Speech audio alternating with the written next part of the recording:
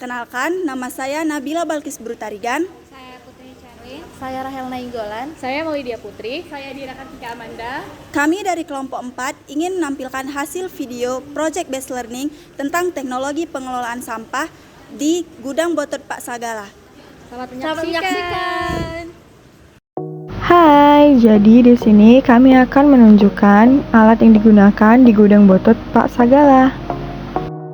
Nah, jadi ini adalah alat yang digunakan untuk mencacah atau menghancurkan sampah-sampah yang akan dikelola di gudang botot ini. Berikut adalah prosesnya.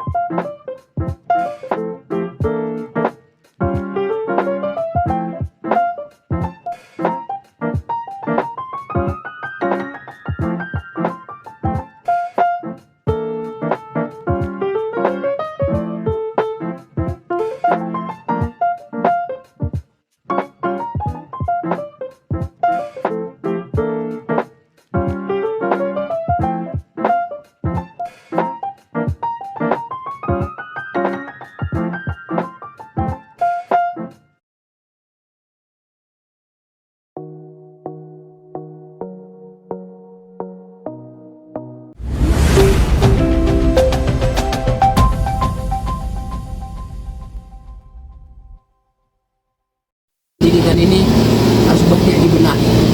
Nah, gimana caranya kalian adik-adik mahasiswa ini lebih cerdas dan lebih bisa, jangan hanya mengandalkan waktunya kerja ke orang, jangan mengandalkan fasilitas orang tua. Gimana caranya kalian ada di mahasiswa ini, sebelum tamat itu harusnya sudah ada skillnya. Contoh, dengan adanya kunjungan begini, oh berarti aku bisa buka usaha di bidang ini, bahan bakunya ini, gitu. Begitulah maunya, kalau aku maunya semua mereka itu begitu. Jangan digini sekolah-sekolah udah tamat sekolah, terakhirnya nganggur.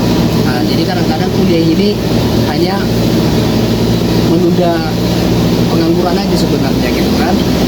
Gitu. Contoh kalau 5 tahun tertunda dulu nih, 5 tahun ini ada kegiatan tuh. Setelah tamat, nah ini masih hasil dari sedikit dulu kan. Nah kira-kira begitulah ya.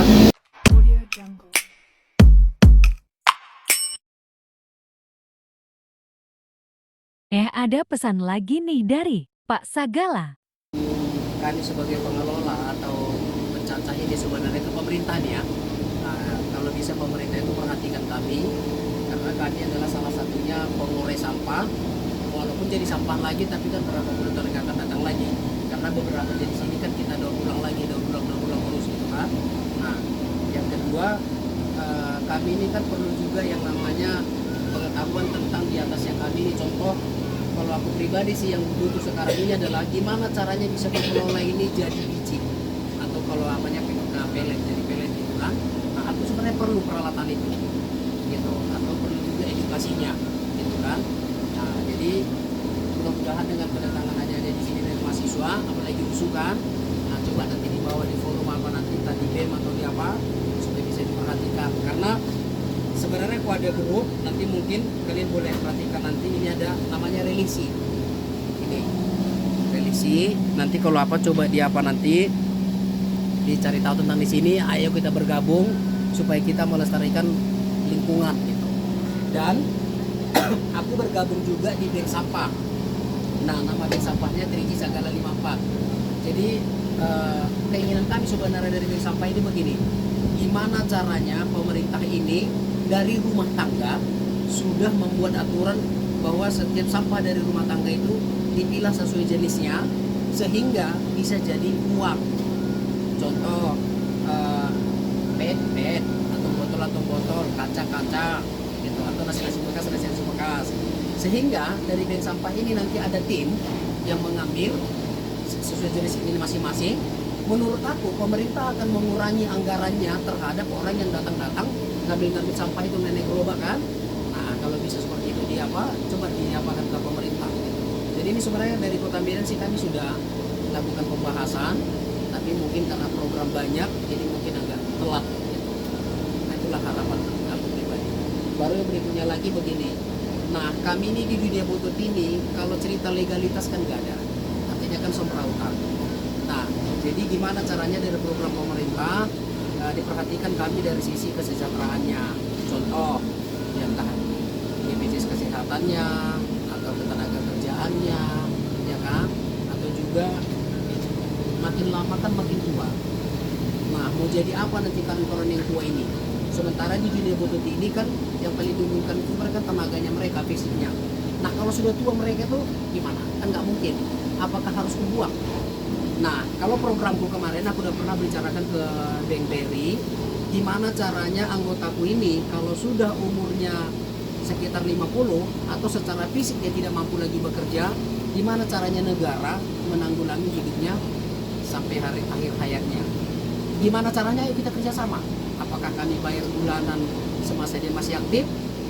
Nah, yang penting setelah dia tua, maunya jangan jadi terlantar. Atau sekarang ini kan sering kalau udah tua dikirim ke panti jompo, kan kasihan gitu.